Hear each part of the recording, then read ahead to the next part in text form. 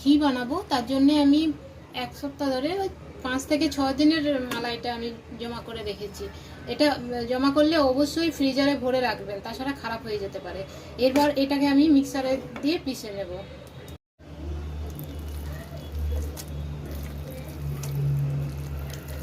ফ্রিজে রাখলে অবশ্যই 1 ঘন্টা আগে বার করে নেবেন, দেখবেন ঠিক মতো গলে যাবে। আমি 1 ঘন্টা আগে বার করে রেখেছিলাম। এবার আমি ঢাকাটা বন্ধ করে দিলাম। দেখুন কি সুন্দর মালাইটা উঠে এসছে। এবার এর মধ্যে আমি একটু জল দিয়ে দিই। গ্রীষ্মকাল হলে অবশ্যই ঠান্ডা জল দেবেন। দেখেছেন কি সুন্দর হয়েছে।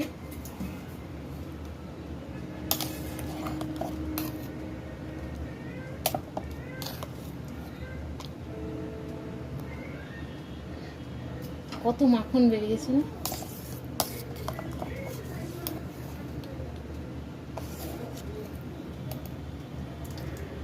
দেখুন বন্ধুরা, এই যে মাখনটা বেরিয়েছে, এইটা একটা কৌটার মধ্যে ভরে আর ফ্রিজে রেখে দেবেন 1 ঘন্টা মতো। সেট হয়ে যাবে। সেট হয়ে গেলে সেটা আপনি রুটি পরোটা সকলের সঙ্গে দিতে পারবেন। মানে বাটার তৈরি হয়ে গেল আপনার ঘরে। আর ওই আমি আজকে বাটার বানাবো না, তার জন্য আজ আমি কি করছি, এটাকে আঁচ দিয়ে দেবো, দিয়ে ঘি বানাবো। দেখুন ঘিটা কিভাবে বানিয়ে নিই। আঁচ দিয়েছি, এবার আস্তে আস্তে নাড়তে থাকবো। স্টার্ট। দেখুন কি সুন্দর লিকুইড হয়ে গেছে। এবার এইভাবেই আমি জাল দিতে থাকবো আর নাড়াতে থাকবো, যাতে না তলায় এটা ধরে যায়। ও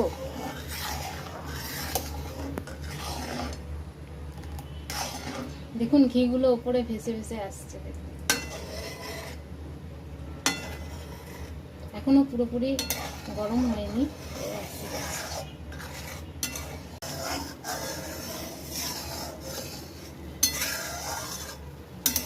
বাটারটা গলে এখন ফুটতে শুরু করেছে। এইভাবে ফুটতে ফুটতে বেশ কিছুক্ষণ জাল দিতে হবে, তারপর ঘিটা বেরিয়ে আসবে।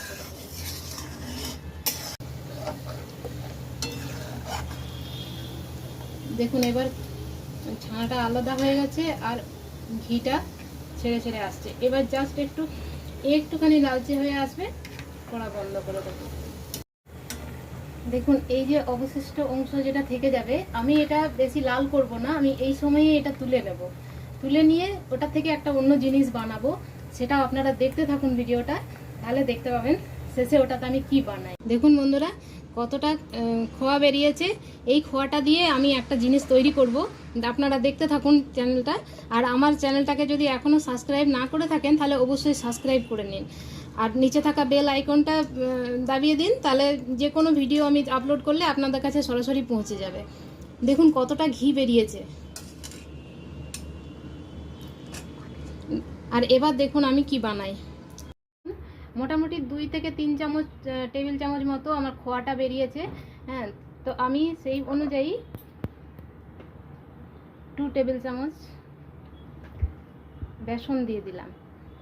বেসন দিয়ে এই ঘিটা একটুখানি দিয়ে ওর মধ্যে এটা ভেজে নেব। একটু 2 টেবিল স্পুন আমি বেসন দিয়ে ভালো করে ভেজে নিয়েছি। এবার এর মধ্যে ওই খোয়াটা দিয়ে দেব।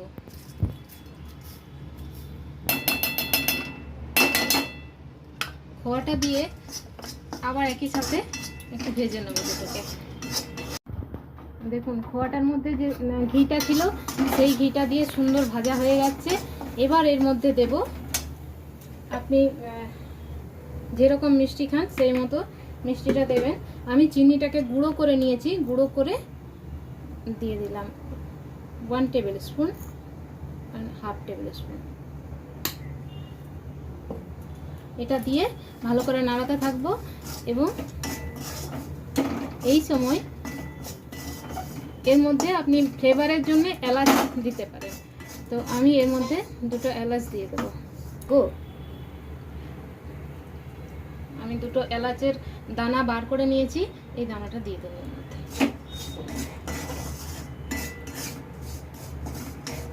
এরপর গ্যাস বন্ধ করে দেবো।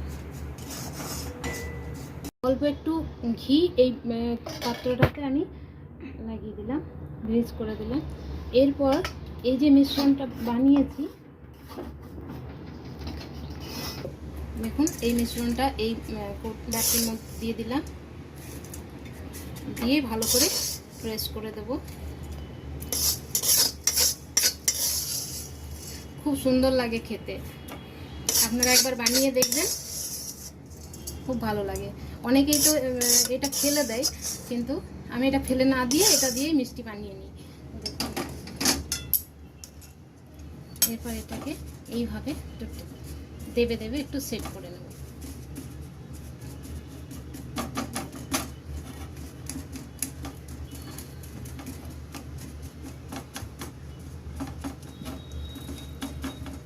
সেট মানে আমি এইভাবে এটা সেট করে নিয়েছি। এখনো সেট পুরোপুরি হয়নি, কারণ এটা ঠান্ডা হতে দিতে হবে।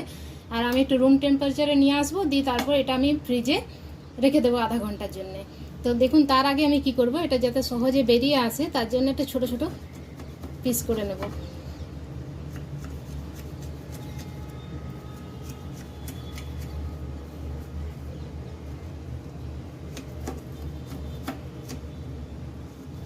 প্রচণ্ড গরম আছে এখন। এইভাবে জাস্ট একটু কেটে এবার এটাকে আমি ঠান্ডা করে নেব।